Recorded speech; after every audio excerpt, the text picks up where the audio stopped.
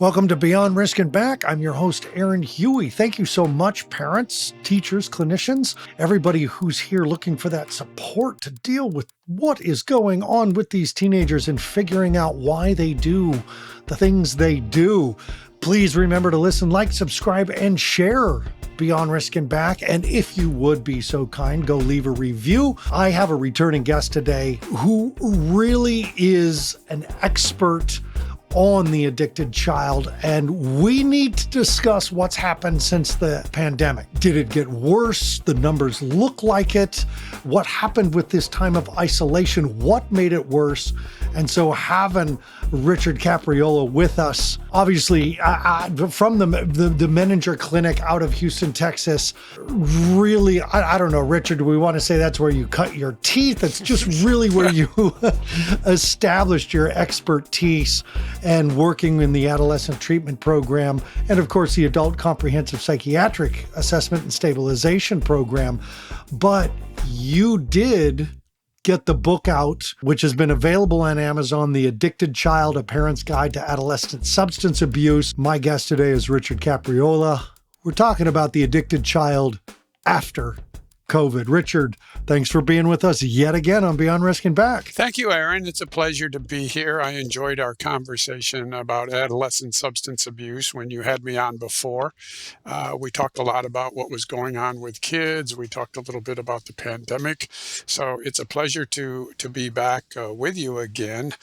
Now that we have new data on teenage substance use about a year after the pandemic, and you're absolutely right. I did get a lot of experience and a lot of time in at Menninger Clinic. I worked there for over a decade, and really working with parents of kids who were using substances and were in Menninger Clinic, and seeing the struggle that all these parents were going through is what prompted me to write my book as a resource for parents. So once again, thank you. It's great to be back with you. Let's start at the end, where I think this conversation would end, because you retired in 2019, if I'm remembering your bio correctly. Yeah, that's correct. Now, if you were back working in adolescent treatment with the therapist, with the other mental health techs, the day staff, the direct care team, what would you be doing differently with these teenagers after COVID? What would be one primary strategy that maybe you would have used it before, but you most definitely would use it now with teenagers dealing with addiction?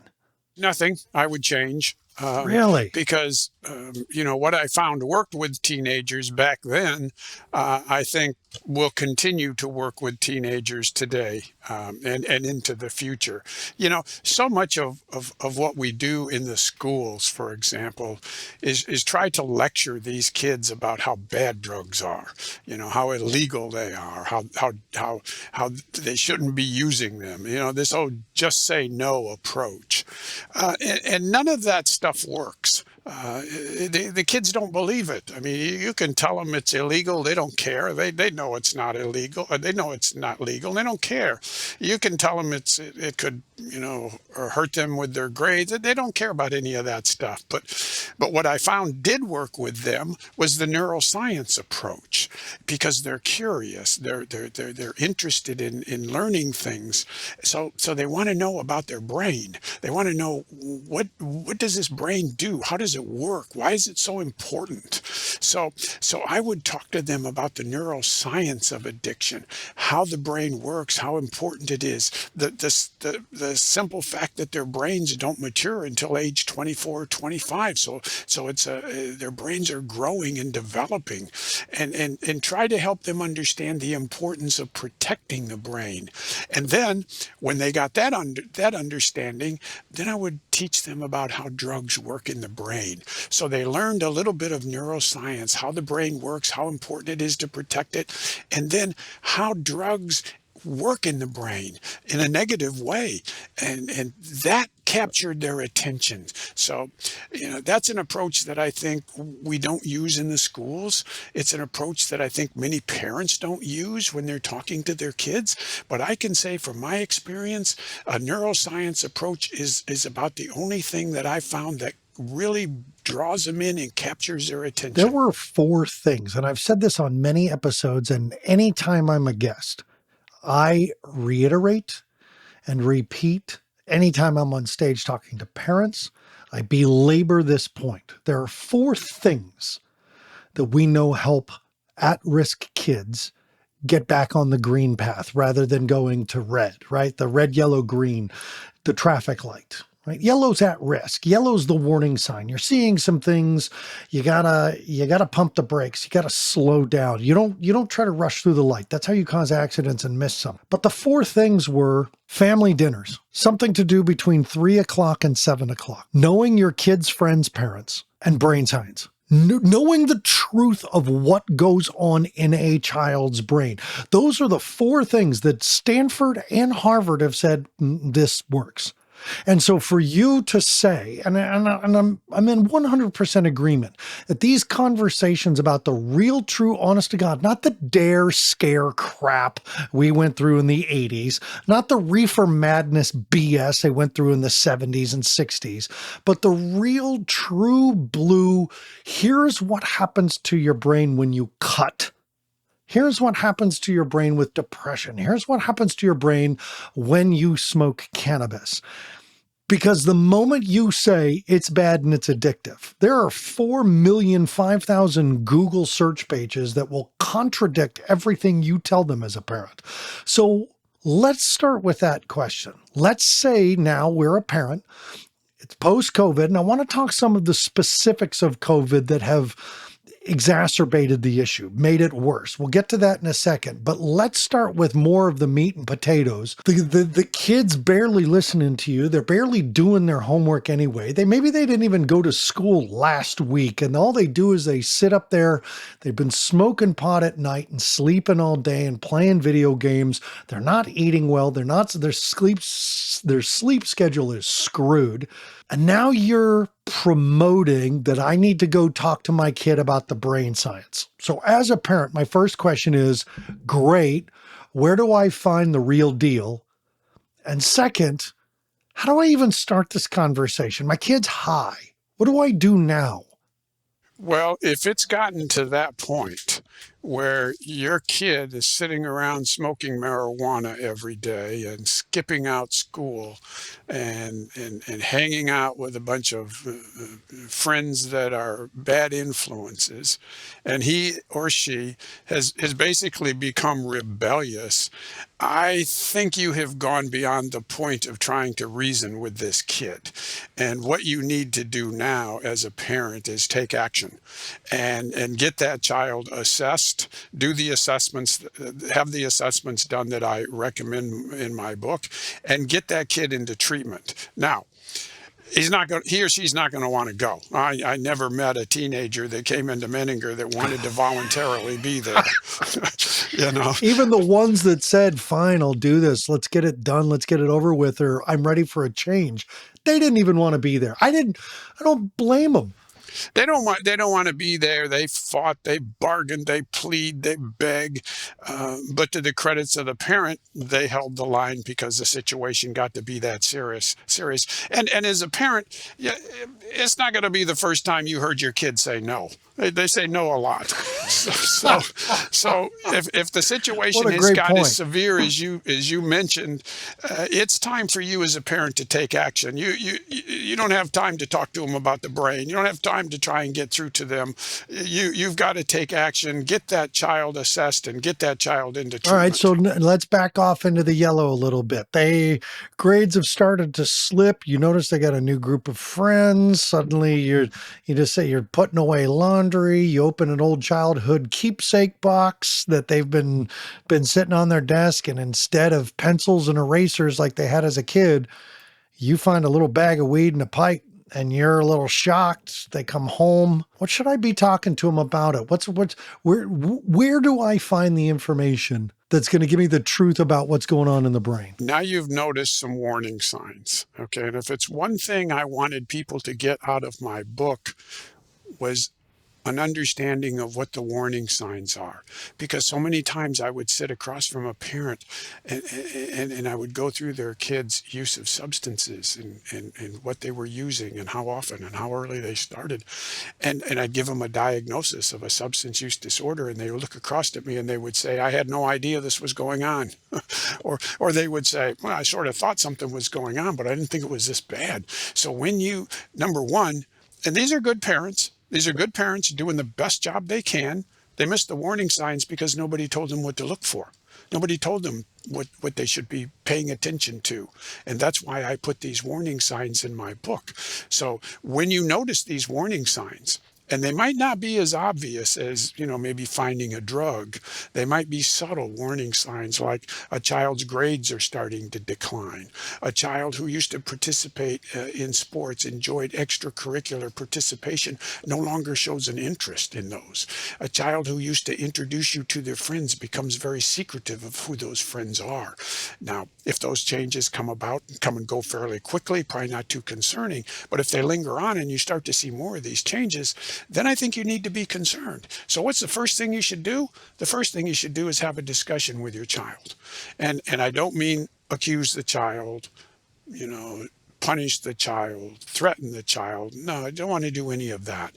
You want to come at the conversation with an inquiring point of view. I'm noticing these things and I'm concerned about such and such. Can you help me understand why I feel this way? So the focus is on you, the parent, not the kid. And you're inviting the child to participate in a conversation with you about how you're concerned, about how you're feeling.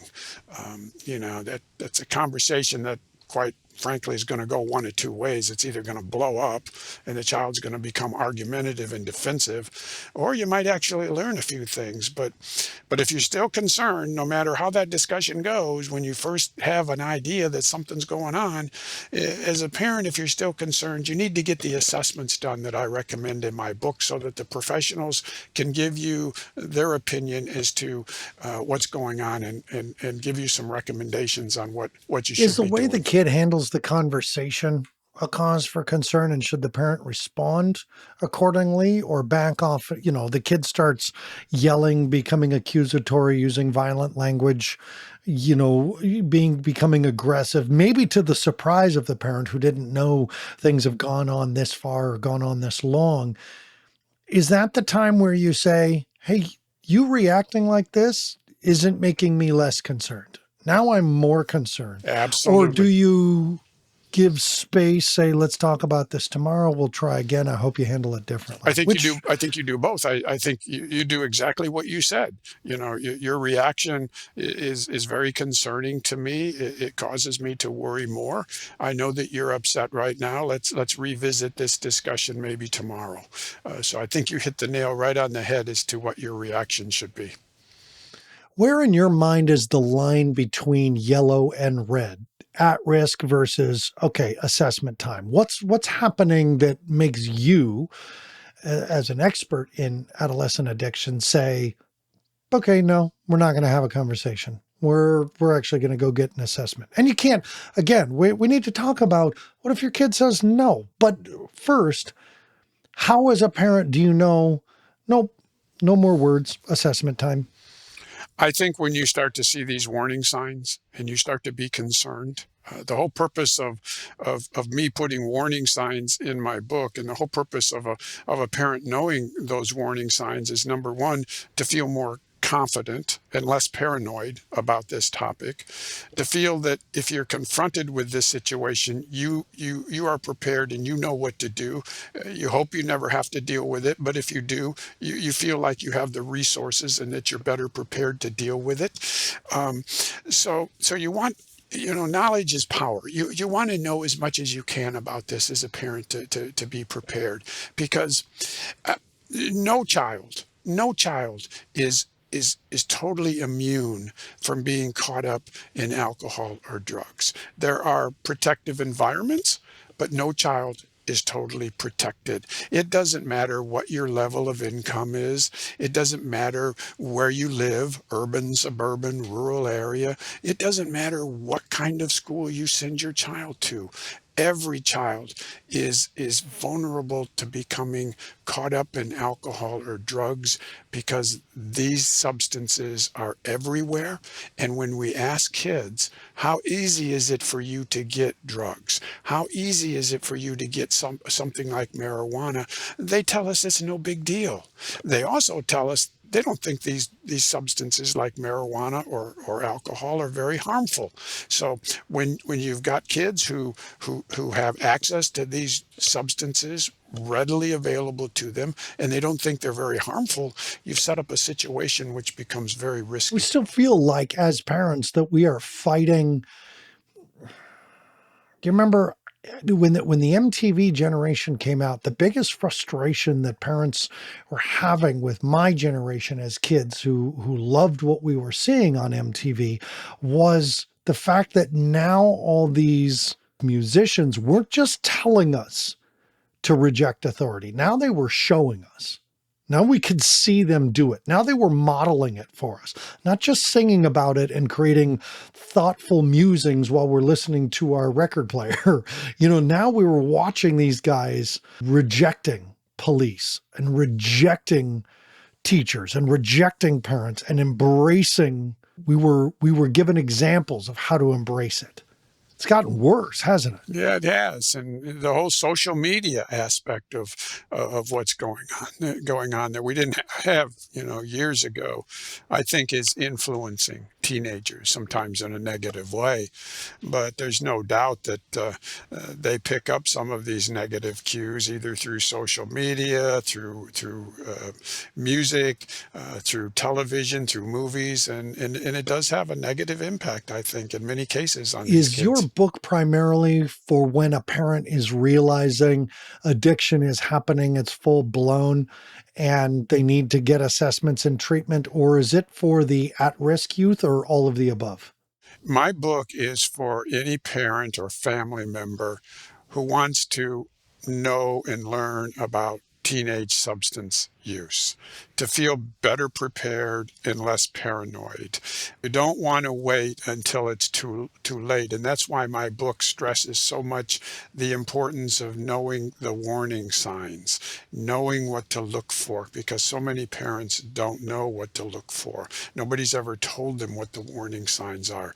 So my book is for any parent, any family member who has a child from the ages of 6 all the way through 19 or 20, whether their child is using drugs or not.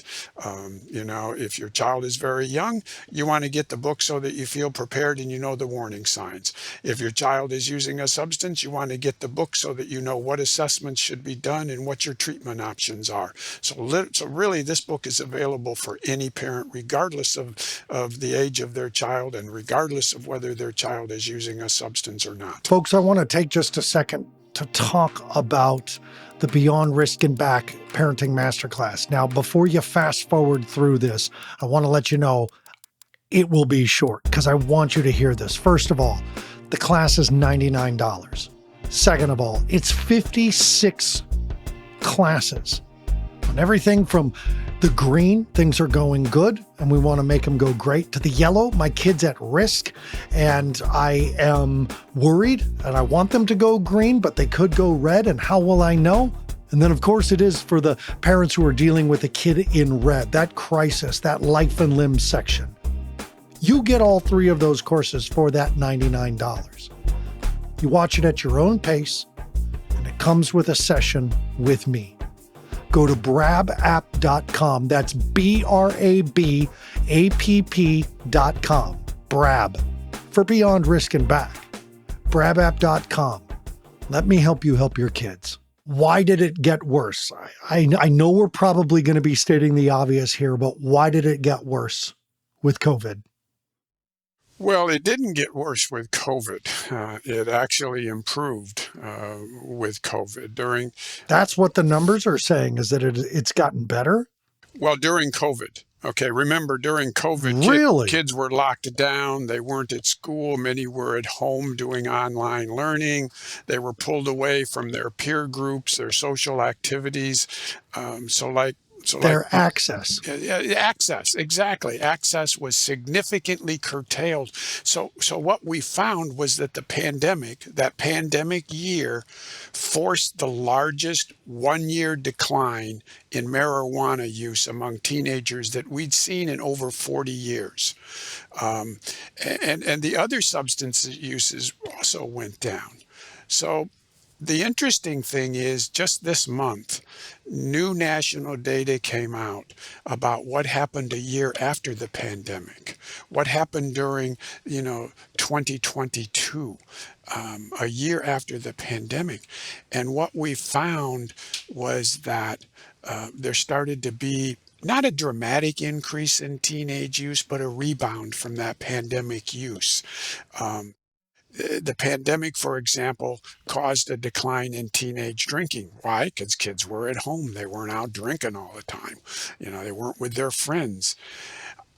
However, that decline in alcohol use was temporary. We saw a rebound in kids drinking alcohol a year after the pandemic. Much more of an increase in alcohol use than we saw in the other drugs as a result of the pandemic. So, what we found was that while alcohol use among high school seniors rebounded in 2022, that 1 year decline in alcohol drinking during the pandemic was probably fleeting, and probably is not going to have a long-term effect. So alcohol rebounded fairly quickly.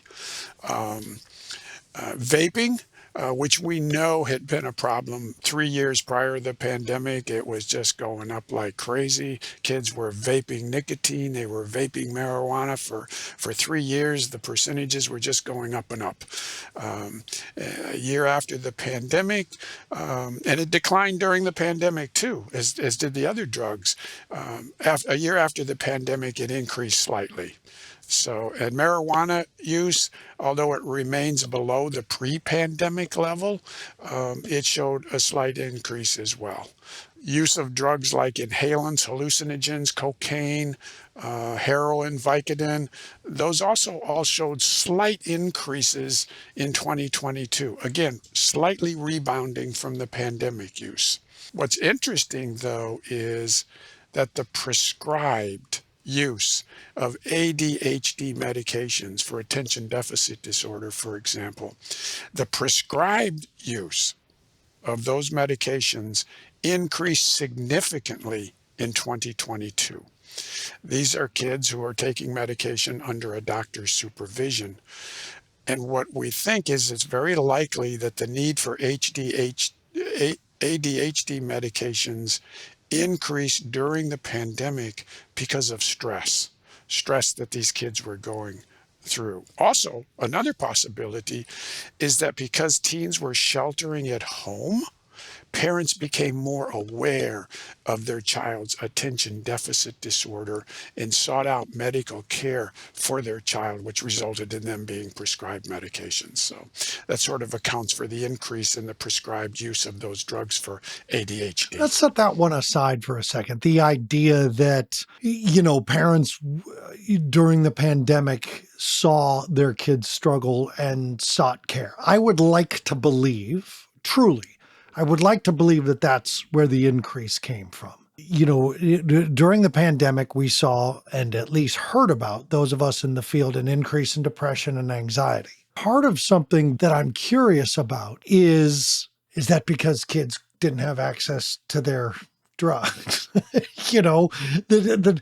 that again, an increase in depression and anxiety diagnoses during the pandemic could also be attributed by the fact that the parents were actually witnessing what was going on instead of the kids being away all day. I would like to think that that's why, because that shows that parents are paying attention. And I mean, that's the whole point of this show, is to give parents the knowledge with which to pay attention, to understand what they're actually seeing, that they're not seeing willingness, they're seeing capability when we're dealing with depression and anxiety. But the idea that ADHD med prescriptions have gone up because kids are feeling anxious or kids are feeling depressed or that's not ADHD.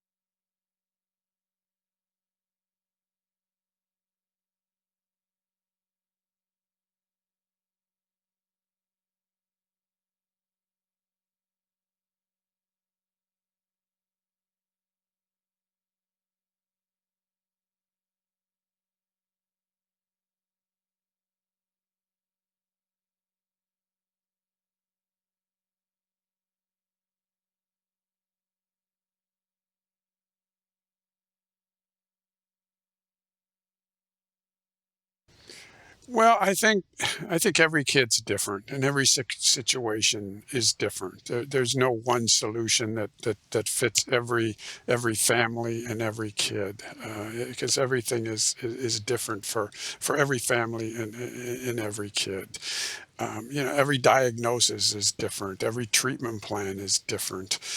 So there is no, one easy answer that fits every situation. It's complicated, and that gets back to the need to have a comprehensive assessment when you feel that there's something not quite right going on. And that involves more than just looking at drugs. It involves looking at, you know, everything else going on with your kid. The psychological assessments are so important because sometimes these kids are using substances to medicate an issue that sadly has never been diagnosed. When I asked teenagers that I worked with, why were they smoking so much marijuana? The number one answer that usually came back was, it helps me with my anxiety. So, Right. Helps me it relax, helps helps me me sleep. relax. Yeah. Now, Yeah. now for other kids, maybe they're taking it because they feel depressed. Maybe they were bullied. Maybe they've got an emerging personality disorder. Who knows? But for some kids, not all, but for some kids, there may be an underlying psychological reason why your child is using a substance that you weren't aware of as a parent, and has never been diagnosed or treated. But if that's the case, it's absolutely essential that not only you treat the substance use, you treat the underlying issue, whether it's anxiety, depression, whatever it is. They both need to be treated and Richard, is should be. there always an underlying issue? This seems to be a point of debate among professionals with No, addiction in no, children. not always. And that gets to the issue of, well, why do kids use substances? Well, some of them use it because they're curious. They've heard about this thing called marijuana. They want to try it themselves, and they either have a good experience or a bad experience. And if it's a good experience, they're likely to continue. Other kids might be using it because of the peer group they're hanging around with. Your friends are drinking, you want to drink. Your kids are smoking marijuana, you want to smoke marijuana right along with them. So some of it's the peers that they're hanging out with. And then some kids, not all kids, some kids are using it to medicate that underlying issue. Maybe they had a friend who had anxiety, and the friend said, "Hey, try some marijuana. It'll help you," and they do it that way. So no, not every kid is using it to medicate an underlying issue, but for those who are, it's important that it get assessed and treated. Richard, what is addiction? I'm looking for your description because as you talk about the addicted child, one of the pushbacks that I have felt through the years of running a treatment facility, being a parent coach, is that, no child has been using long enough to truly be addicted.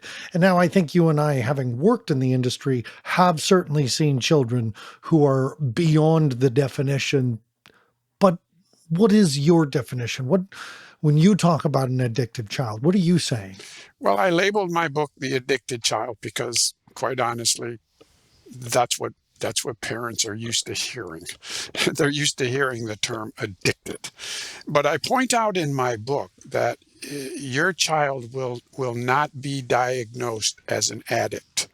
Your child will not be given a diagnosis of addiction. Why? Because it doesn't exist. When we diagnose a child or an adult, we use a diagnosis that is called a substance use disorder. And it can be either mild, moderate, or severe. And that depends upon how destructive the use of that substance is in the person's life. Obviously, the more destructive it is, the more negative consequences that person is experiencing, then you move up the chain from mild to moderate to severe. Severe is really, if you're looking for a comparable idea, severe is what we would have labeled somebody being addicted because they've lost control of the drug and it has catastrophic consequences in there. There are very few children who meet the criteria of a substance use disorder severe or addicted, if you want to use that term. But addiction really is a term that we don't use to diagnose people with. But if you wanted to use it, it would be a situation where a person has lost total control of the use of the substance. They've no longer have a low tolerance. They have a high tolerance to the drug, which means they need more and more of the drug or the substance to get the feeling that they want. And it's having catastrophic consequences in their lives. That's addiction. That is substance use disorder severe. Most kids are not going to fall in that category. Most kids are going to fall in the mild to moderate category. That doesn't mean it doesn't have consequences. It just means they're not yet severe. Richard, your website, helptheaddictedchild.com, it's a good website. It's beautiful. It's simple. It's straightforward. The book right there is on the front cover. The workbook is right underneath it. They have the same cover, except one says workbook. Parents, you can also find it on Amazon.com, The Addicted Child. I'm looking at it right now. Kindle paperback, the workbook in paperback. Richard, one last question that I want you to answer for the parents, and it's a fear question for them. Does my kid have to hit rock bottom before they're ready to get help? No. One thing we know is that treatment works. And another thing we know is that mandated treatment works. We see the results from the court system of adults who have been mandated into treatment. So we know that treatment works. We know that mandated treatment works. We know that, in my own experience, the kids that I worked with were mandated by their parents to come to treatment. They didn't want to. And that treatment worked. Many of these kids had severe substance use disorder and severe psychological disorders that they were struggling with. And many of these kids left Menninger to go to long-term residential treatment programs. Some of them I heard back on, and the success stories are remarkable. These kids finished high school. Many of them went on to college and got married. They went on to have what I hope is very good lives. So I think parents need to be reassured that treatment works, whether it's inpatient, outpatient, whether it's an intensive outpatient program, whatever your treatment plan recommends, parents should understand that we know that treatment works. Now, obviously, the earlier you identify a problem and the earlier you intervene, the quicker you'll have, hopefully, a positive outcome. My returning guest has been Richard Capriola. He is the author of The Addicted Child, A Parent's Guide to Adolescent Substance Abuse, and of course, The Addicted Child, the workbook. Go to his website at helptheaddictedchild.com. Parents, I think one of the things that I get from talking to Richard is, here's what I'll say, it's a straightforward response. The energy, the experience I get from him is a mix of kind of the old hard line of treatment. In the 12 steps, they call them the Oxfords. There's an old form of treatment that is just straightforward, no BS. And then there's the new forms of treatment that is, very holistic and all full body approach and mental, physical, emotional, spiritual approaches. What I like about Richard, what I get from Richard is a nice mix and balance of both, especially when he talks about one of the most effective interventions being your child understanding the real and true brain chemistry, the neuroscience of what these substances do to the brain. Not your fear tactics, not your fear mongering or your anger. Emotions have very little to do with recovery or a child's decision to seek recovery. So often a child is going to go into recovery because they're done. And I can tell you, in the best treatment programs, their skill is convincing and teaching a child that they need to be done. And the child agrees. It's hard to be done with addiction when you truly aren't done. I remember my first wife and I fighting, yelling at each other in front of our toddler daughter. My wife just tears streaming down her face, saying, "Can't you do it for us? Can't you do it for her?" And out of anger, I spoke one of the greatest, most self-centered, centered in myself truths. When I shouted at the top of my lungs back, without thinking, "No, I have to do this for me." And my ex didn't understand that. And I wouldn't expect anybody who's watching one person's behavior with addiction affect a whole family to just understand that and accept it. To just say, oh, okay, well, whenever you're ready. But it is the truth. And I think what Richard's book does is really get you to the point of understanding how to talk to your child in such a way where they start to understand that they really are done. My thanks to Deepen Productions, as always, for making this podcast sound good. And parents, remember, take care of yourselves first, your adult relationships second, and your children third. Because in that way, you're going to do your best work with your children. I'm Aaron Huey. I'll see you next time on Beyond Risk and Back.